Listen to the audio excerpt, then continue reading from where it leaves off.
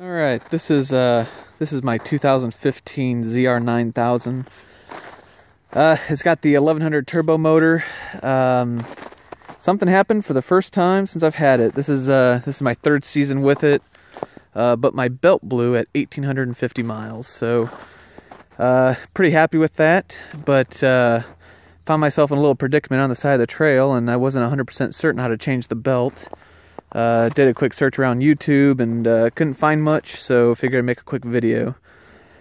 So right here's the remains of the belt. I was doing about 90 probably, and it just totally obliterated. So the first thing, of course, got to take off the left side panel here, where the clutch is at.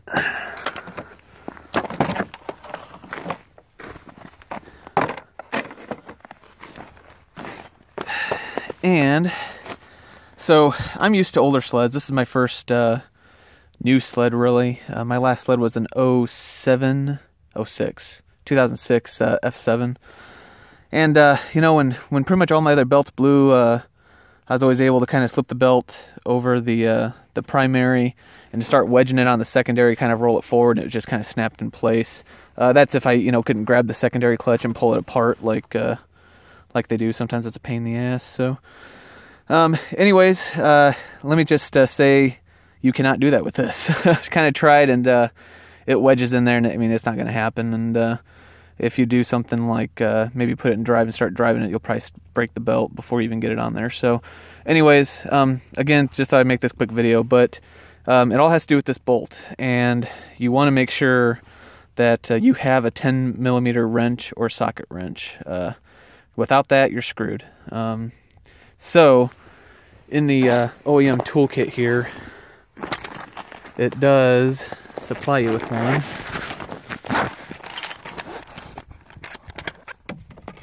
And right there's the 10. However, what I had, I just went ahead and just threw a little socket wrench in there with the 10mm. And I luckily had this. At first, I couldn't find anything. And it just so happened that the wrench and this were out of the bag and way back in the back of my rear sack there. So luckily I found it. And so, I mean, it's really as easy as taking this off here. And the older ones, I did find one video.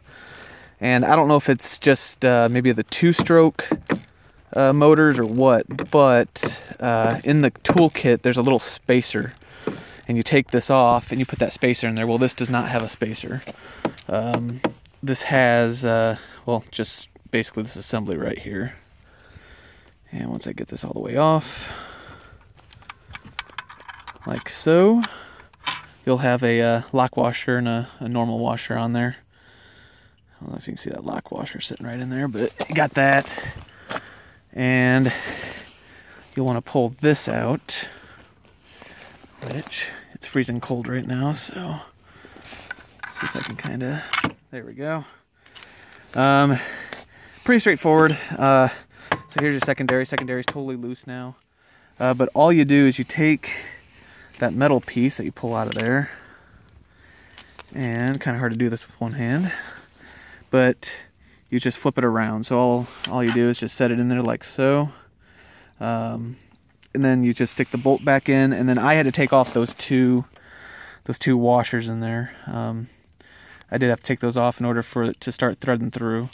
But as soon as you do that, the secondary will come out, and you'll see it kind of expand. And then the belt just pulls right off, and the new one will go right on. Had no issues after that. One thing that I thought was, I don't know, I was a little concerned at first when I put it back together, but when you have this expand, the inside here, this little sleeve will come out. So what will happen is, when you flip this around to put it back on, you'll have like a little gap, like, it'll be like this. And all I did was drive forward probably about 10 feet, and it slid right back into place. So that's all there really is to it. Everything else, everything was pretty straightforward. Once I had that socket, I was a little worried, and like I said, if you don't have a 10mm socket or some way to get that get this bolt off here, you're kind of screwed. So anyways, thanks for watching, and good luck.